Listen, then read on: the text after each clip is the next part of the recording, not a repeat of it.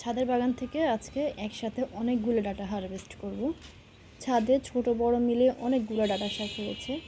এই যে দেখাই, কিছু ডাটা শাক আছে ফলের গ্রেডে, আর কিছু ডাটা শাক আছে বড় টবে, আবার কিছু ডাটা শাক এখানে বস্তায় উঠেছে।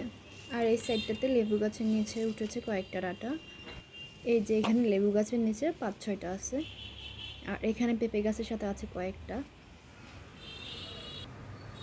আর এখান থেকে আমি আগে কয়েকটা তুলেছিলাম, সেটা দেখালাম না। আর এই গ্রেডটা আমি খালি করে ফেলবো। এটাতে গরমের সবজি আছে আরও কিছু, সেগুলো বসানো যাবে। এই গ্রেডের ডাটাগুলো খুব একটা বড় না, তবে মাঝারি সাইজের। এই বেডটাতে এই ডাটাটাই আবার একটু বড় আছে, এটাও তুলে নিলাম। এই বেডটাতে আমি শীতকালে টমেটো গাছ বসিয়েছিলাম, আর এই টমেটো গাছের চারপাশে এই ডাটাগুলো হয়েছে।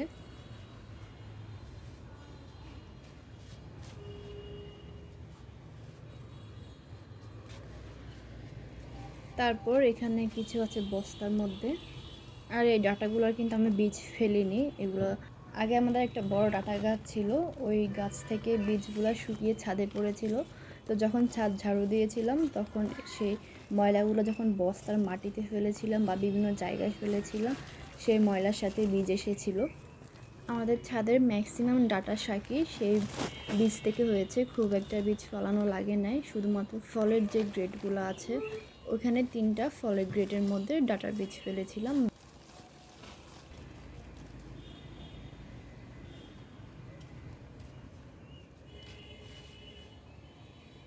গ্রীষ্মকালের রোদে এই একটা শাক বা সবজি যেটাই বলি খুবই ভালো হয় ছাদে। এখানে বস্তায় আছে অনেকগুলা, সবগুলা নিব না, জাস্ট কয়েকটা নিয়ে বাকিগুলাকে জায়গা করে দিব, তাহলে সেগুলো অনেক মোটা হয়ে উঠবে।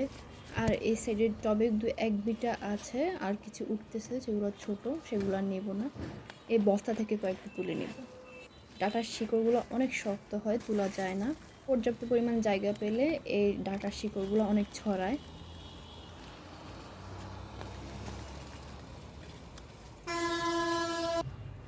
তারপর এখানে আমার মরিচ গাছের সাথে কয়েকটা ডাটা উঠেছে, এগুলা বীজ পড়ার পরেই উঠেছে, আমি কোনো বীজ ফেলিনি। তো মরিচ গাছটাকে জায়গায় করে দেওয়ার জন্য এখান থেকে সবগুলো ডাটা তুলে নিচ্ছি।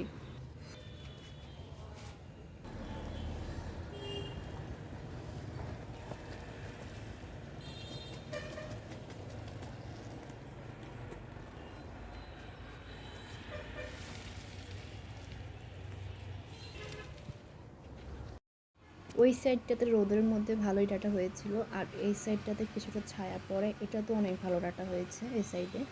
তো এখানে লেবু গাছের নিচে আছে কয়েকটা বড় বড় ডাটা, 4 থেকে 5টা হবে বা আরও বেশি হবে। এই সাইডে ডাটাগুলো যেহেতু অনেক বড়, এখান থেকে সবগুলো নেব না, 2 থেকে 3টা নেব।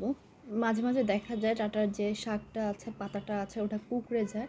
তো সেক্ষেত্রে 7 দিন পর পর কীটনাশক স্প্রে করলে এই সমস্যাটা সমাধান হয়ে যায়। আর হলো সার হিসেবে জৈব সার ব্যবহার করলে হয়, কোনো রাসায়নিক সার ব্যবহার করার প্রয়োজন হয় না। তো এই ফলের গ্রেডটাতে একটা ডাটা উঠেছে, এখানেও বীজ ফেলিনি। এই ডাটাটা সব থেকে বড়, পুরো বাগানের মধ্যে এই ডাটাটা সব থেকে বড়।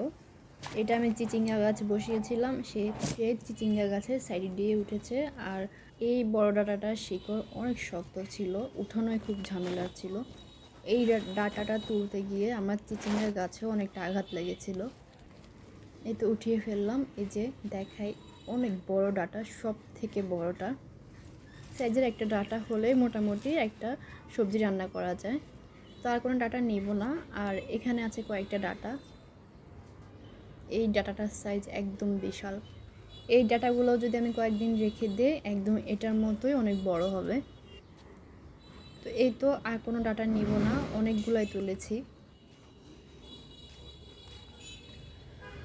তো এই তো আজকে ডাটা শাকের হারভেস্টিং ভিডিও এতটুকুই।